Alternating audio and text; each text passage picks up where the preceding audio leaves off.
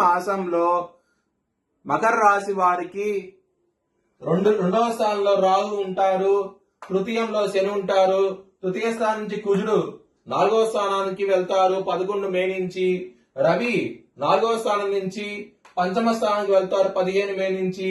బుధుడు 4వ స్థానం నుంచి పంచమ స్థానానికి 15 మేన వెళ్తారు. మరియు బుధుడు మళ్ళీ మిథున రాశికి వెళ్తారు, 6వ స్థానానికి వెళ్తారు 29 మే నుంచి. శుక్రుడు మీకు పంచమ స్థానం నుంచి 6వ స్థానానికి వెళ్తారు 15 మే నుంచి. గురువు మీకు 6వ స్థానంలో ఉంటారు ఈ మాసం అంతాను. కేతువు అష్టమ స్థానంలో ఉంటారు ఈ మాసం అంతాను. మకర రాశి వారికి 2వ స్థానం అధిపతి అయిన శని తృతీయంలో ఉండి కుజుడితో కలిసి ఉంటాం మూలంగా కుటుంబ పరంగా ధన పరంగా ఈ మాసం అనేది చాలా చాలా ఇబ్బందులు ఉంటాయి. చాలా జాగ్రత్తగా ఉండండి. ఇబ్బందులు